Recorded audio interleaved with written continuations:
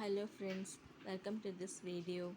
இன்று நான் சொல்ல இருப்பது சங்கீதம் 20ஆம் அதிகாரம் 4வது வசனம். அவர் உமது மன விருப்பத்தின்படி தந்தரளி உமது ஆலோசனைகளையெல்லாம் நிறைவேற்றுவாராக.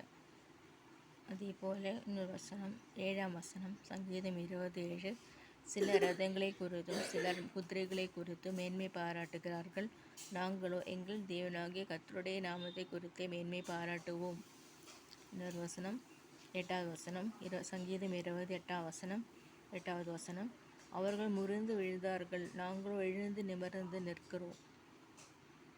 அவர்கள் முறிந்து விழுந்தார்கள், நாங்களோ எழுந்து நிற்கிறோம்.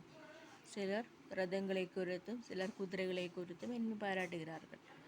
ஆகவே இந்த அதிகாரத்தில் என்ன போட்டிருக்குன்னா, சங்கீதம் 20 அதிகாரம் வாசிப்பீர்களானால், அவர் உமது மன விருப்பத்தின்படி தந்தரளி உமது ஆலோசனைகளை எல்லாம் நிறைவேற்றுவாராக. கர்த்தர் நமது மன விருப்பத்தை நிறைவேற்றுவார். கர்த்தர் உலகத்தில் இயேசுவானவர் உலகத்தில் வாழ்ந்த பொழுது அவர் அநேக கஷ்டங்கள் வழியாக கடந்து போனார். ஆனால் மனிதர்களுக்கெல்லாம் அவர் சுகம் கொடுத்தார், ஹீல் பண்ணார், அவர்களை ஆசீர்வதித்தார், ஜெபித்தார். அதே போல் நாமும் ஆண்டவர் இயேசுவை பின்பற்ற வேண்டும்.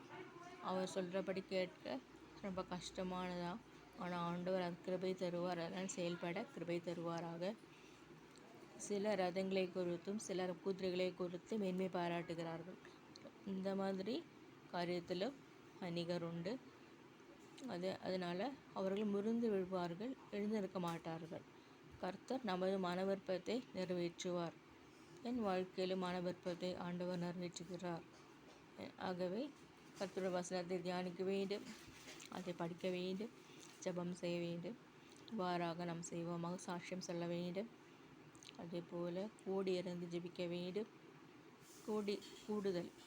கூடுதலாக இருந்து நாம் ஜெபிப்போமானால் கர்த்தர் நம்மளை ஆசீர்வதிப்பாராக.